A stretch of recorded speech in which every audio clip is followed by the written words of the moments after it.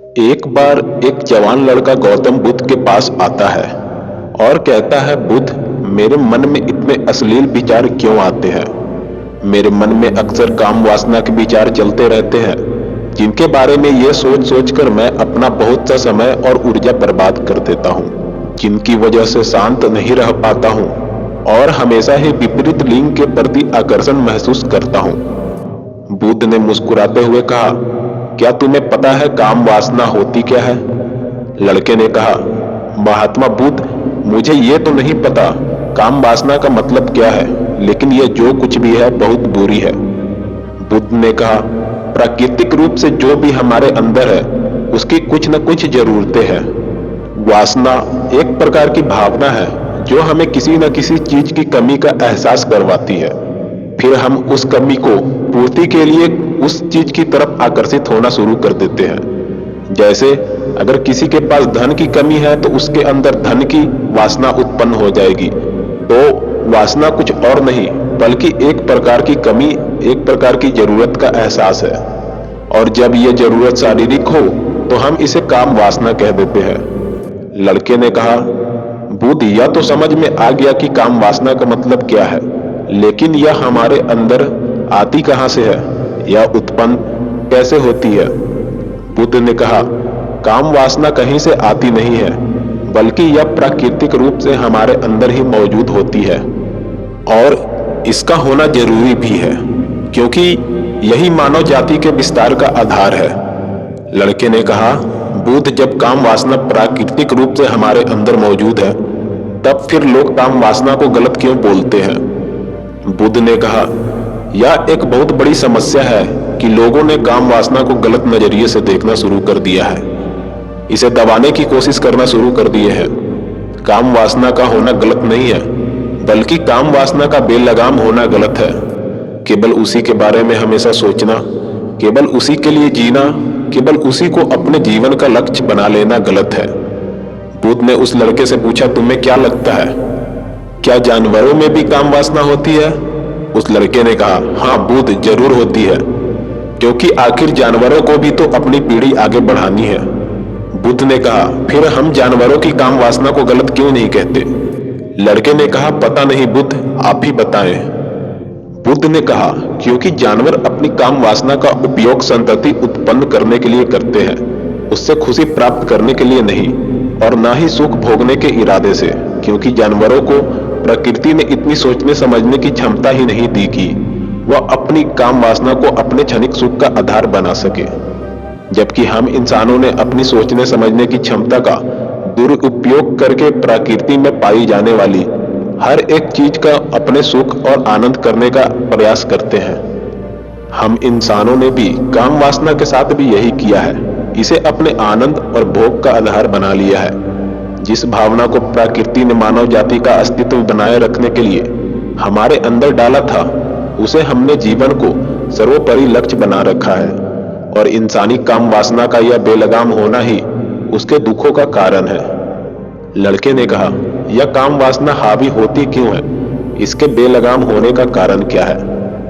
बुद्ध ने कहा, काम वासना के बेलगाम होने के मुख्य 4 कारण हैं, जिसमें से पहला कारण है जीवन में किसी बड़ी उद्देश्य का न होना। बुद्ध ने उस लड़के से पूछा, क्या जब तुम किसी काम में व्यस्त होते हो तब भी तुम्हारे दिमाग में अश्लील विचार आते हैं? लड़के ने कहा, नहीं बुद्ध, जब मैं व्यस्त होता हूं तो मेरे दिमाग में अश्लील विचार नहीं आते हैं। बुद्ध ने कहा, हमारा दिमाग एक बार में सिर्फ एक ही चीज के बारे में सोच सकता है, इसलिए जब हमारे दिमाग में कोई दूसरे विचार चल रहे होंगे तो अश्लील विचार आ ही नहीं सकते। अगर हमारे जीवन में कोई बड़ा और स्पष्ट लक्ष्य है, और अगर हम उस स्पष्ट लक्ष्य के प्रति पूरी तरह से समर्पित है, तो हमारे पास कभी इतना समय ही नहीं होगा कि यह फालतू विचार हमारे मन में घर कर सके। और अगर ऐसे विचार उठते भी हैं तो हमारे मजबूत लक्ष्य के प्रति विचार इन्हें आसानी से हमारे मन से अलग कर देंगे। लेकिन समाज की असल समस्या यही है कि अधिकतर लोगों के पास उनका स्पष्ट लक्ष्य ही नहीं है। काम वासना के बेलगाम होने का दूसरा सबसे बड़ा कारण है समाज के द्वारा इसे गलत बताकर इसे दबाए जाने की कोशिश करना। लोगों के एक बड़े तबके ने कामुकता को हमेशा ही एक शक की नजर से देखा है और इसका सबसे बड़ा कारण है कि हमने अपने प्रजनन अंगों की शरीर के बाकी अंगों की तरह से स्वीकार नहीं किया है, जबकि हमारे प्रजनन अंग भी हमारे शरीर का हिस्सा मात्र है, इससे अधिक कुछ भी नहीं। आगे बुद्ध ने कहा, इंसानों में कामुकता हावी होने का तीसरा कारण है हमारा अपने विचारों के प्रति जागरूक न होना। हमारे मन में कैसे विचार चल रहे हैं हम इस पर कभी ध्यान ही नहीं देते। हमारे मन में उठने वाले विचारों के बारे में एक अनोखी बात यह है कि जब हम किसी एक चीज के बारे में विचार करते हैं तो हमारा मन उसी के संबंधित और भी विचार हमारे सामने रखना शुरू कर देता है और फिर ऐसे ही हमारे मन में विचारों की श्रृंखला बन जाती है जिस पर हम उलझ कर रह जाते हैं। ठीक ऐसे ही होता है अश्लील विचारों के साथ। हमने एक बार किसी को देखकर अपने मन में एक अश्लील विचार पैदा किया, फिर हमारा मन अपने आप ही इन विचारों की श्रृंखला बना देता है जिनके बारे में सोच सोचकर हम अपनी बहुत सी ऊर्जा और समय बर्बाद कर देते हैं। इसलिए पूरी जागरूकता के साथ अपने अंदर उठने वाले विचारों पर ध्यान देना जरूरी है। बुद्ध ने कहा, अश्लील विचारों के हावी होने का चौथा कारण है बुरी सोच और अश्लील विचारों वाले लोगों की संगति करना। कई बार ऐसा होता है कि कामुकता हमारे अंदर नहीं होती, लेकिन कुछ अश्लील लोगों के साथ रहने की वजह से यह हमारे अंदर हावी हो जाती है। इसलिए बुरे विचार वाले लोगों से दूरी बनाकर रखनी चाहिए। लड़के ने कहा, बुद्ध यह तो समझ में आ गया कि कामुकता हावी कैसे होती है, लेकिन इसे हावी होने से कैसे रोका जा सकता है? बुद्ध ने कहा, सबसे पहले तो तुम यह समझो कि काम वासना की ऊर्जा को रोका नहीं जा सकता, इसे सिर्फ रूपांतरित किया जा सकता है और इस ऊर्जा को रूपांतरित करने के दो तरीके हैं। पहला है प्रेम और दूसरा है ध्यान। जब हम सच्चे प्रेम में होते हैं तो हमारे अंदर कामुक ऊर्जा हमारी खुशी और हमारे आनंद में परिवर्तित हो जाती है, लेकिन ज्यादातर लोग शारीरिक आकर्षण को ही प्रेम मानते हैं, जो कि ऊर्जा और व्यय करता है, रूपांतरण नहीं। काम वासना की ऊर्जा को शरीर के अंदर रूपांतरित करने का सबसे सफल तरीका है ध्यान।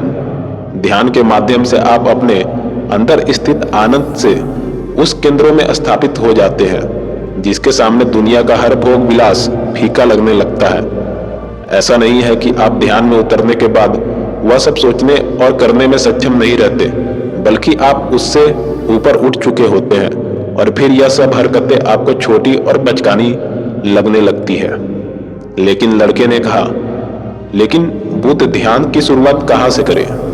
बुद्ध ने कहा, सबसे पहले तुम खुद से साथ अकेले में समय बिताना शुरू कर दो, क्योंकि जो इंसान जिसके साथ सबसे ज्यादा समय बिताता है तो उसको सबसे ज्यादा जानने लगता है। और जब तुम खुद को जानना शुरू कर दोगे तो यह सारे भौतिक सुख तुम्हें छोटे लगने लगेंगे और फिर एक दिन ऐसा भी आएगा जो तुम्हारे चाहे बिना तुम्हारे दिमाग में किसी भी तरह के विचार उठना बंद हो जाएंगे।